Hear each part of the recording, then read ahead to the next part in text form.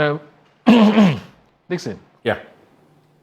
what was going through your mind when, in less than 24 hours, we saw something happen differently as compared to what we witnessed in the past? I mean, were you happy? Were you sad? Were you embarrassed? Were you ashamed? And I'm wondering what the feeling was like, and how do you, what's the best adjective that can capture that or can define that? Well, let me thank you for the opportunity to be here. Your viewership, undisputed, one of the best in the country. So anytime I'm here, I'm very excited.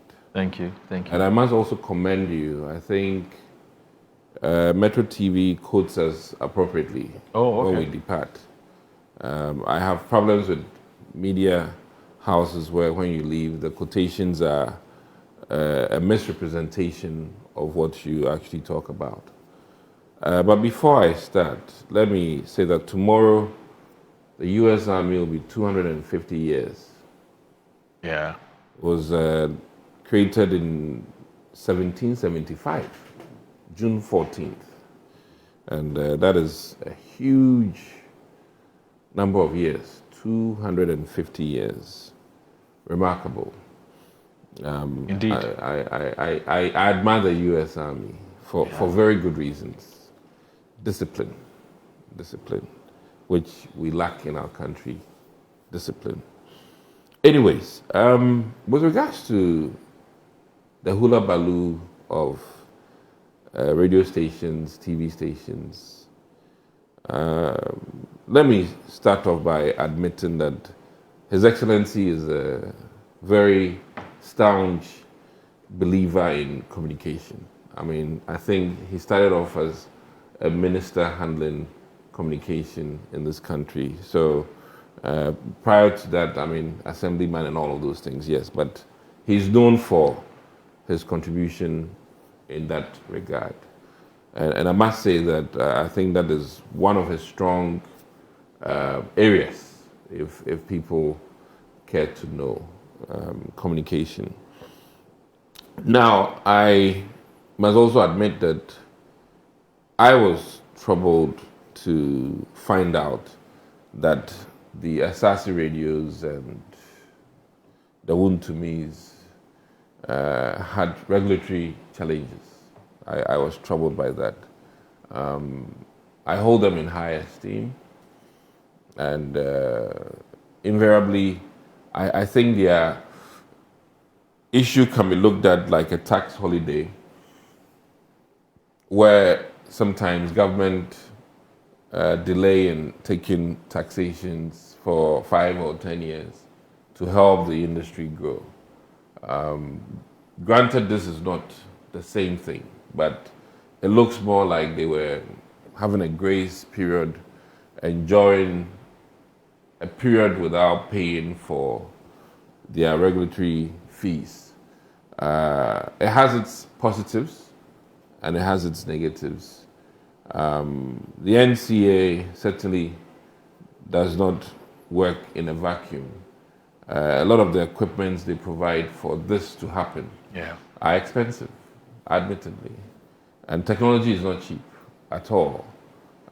Every day in and out, in terms of the satellite that they use, in terms of the frequencies that they use, very expensive. So I appreciate the fact that they want their money now and not tomorrow. And be it as it may, whether we like it or not, I remember vividly when Radio Gold was shut down, and the rumors and rancors, and to the extent that I think that even this administration appointed and disappointed somebody because of his role in the Radio Gold saga, and that is news within the country if you have your ears on the ground. So the history of the closure of Radio Gold cannot be, as it is, divorced from what happened yesterday. Yeah. And knowing the likes of Sam George, and let me say that Sam George sometimes can be a firebrand, and he's showing a lot of youthful exuberance. And in that sense, I think that though he convinced the president to take that path. The president, looking at some of the conversations and chatter in the Ghanaian community, decided to, as it is, extend the wait for 30 days. Actually, what happened was he informed the president Right. that he was going to go ahead with this decision. And the president said to him that, as somebody who believes in the Rule of law. or strengthening institutions and allow institutions to do their job, go ahead and do your job. Apparently, he had no inkling. He had absolutely no idea, per what Sam George is saying, that the president was going to take a counter decision to pardon these media houses and to give them time for them to regularize it.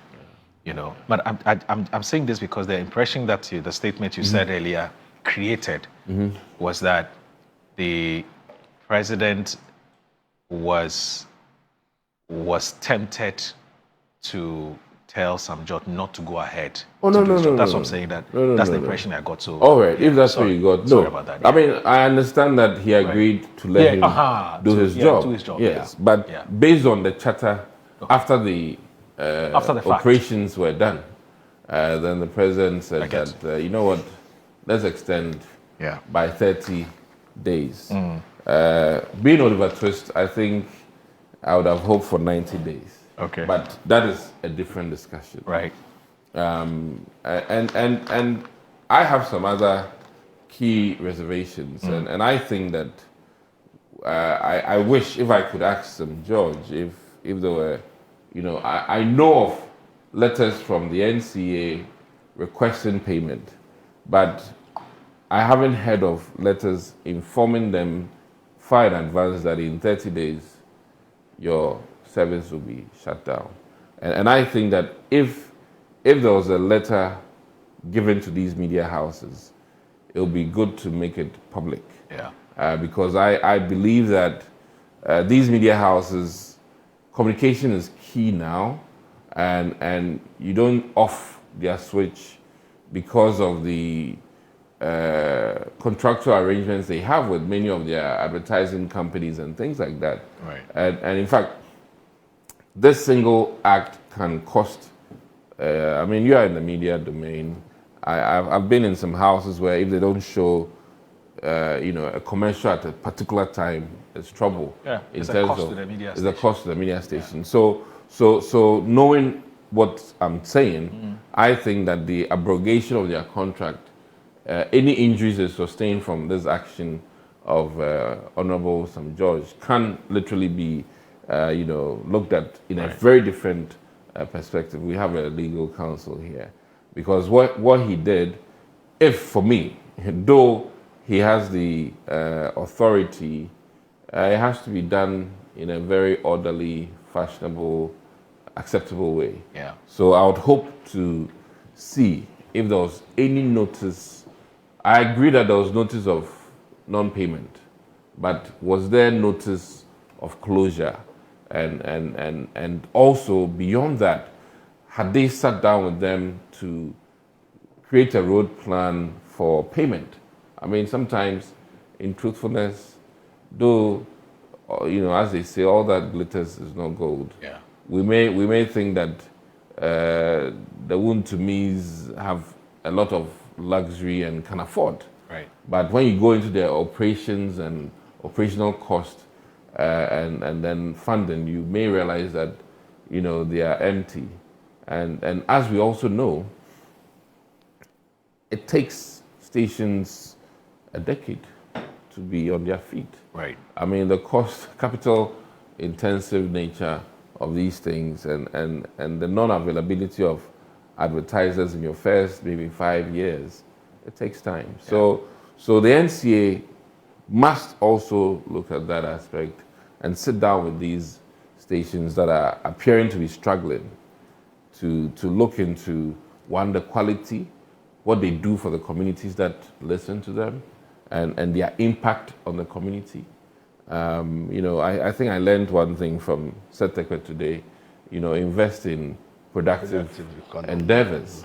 Not all things are necessarily productive, but I think that some things are impactful. Yeah. And I must admit that truthfully, the discussions on Asase Radio in the mornings, the panels are very rich.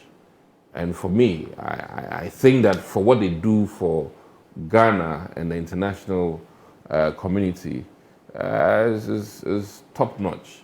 And for that matter, government should support them by creating a payment program that might be acceptable and sustainable, because maybe they haven't gotten the advertisers that they are hoping for to sustain them. So these are my thoughts about this, and I think that St. George, fantastic guy. I mean, youthful exuberance is good, but I think that in the excitement, we need to do a holistic and a very administrative execution, where I am hoping, and nothing stops him from producing this letter that he may have produced or given to the radio stations to signal that we're coming for your heads on such and such a date if these terms are not met. I think it's only fair. And as it stands, I don't know if anything prevents the public knowing the exact amount of monies that these individual stations owe. It might also impair their ability to get contracts. But anyways, these are my thoughts. But on the face of not the pin sheet, but on the face of the actions yesterday, I must tell Ghanaians that personally, it looked too political, more like a payback. I'm saying it looked too political, more like a payback. And Kojoga just told you what happened to his community radio station. For which reason party full soldiers were already up in arms. I said on the face of it. Perception is very complicated. Yeah. Depending on where you are sitting. I mean, on the face of it. And the lenses that you are using. Okay. Today I don't have my lens on. Yes. But as it stands, Kojoga's or Victor's community radio station, maybe we all don't know the name. The La Radio. I'm just saying, maybe we all don't know the name. I want to mention the La Radio. But as for Wound to me, Yes, as for Wound to me, and as I say, quote unquote, they are loud and clear, and everybody knows. I mean, I heard that Gabi Ochudako, who everybody knows owns Asase, made a few comments about it yesterday. No, he took to X and confirmed that indeed the station had been shut down for so reasons. Yeah, he did that. And like I said, I mean, it just proves another point that all that glitters might not be gold.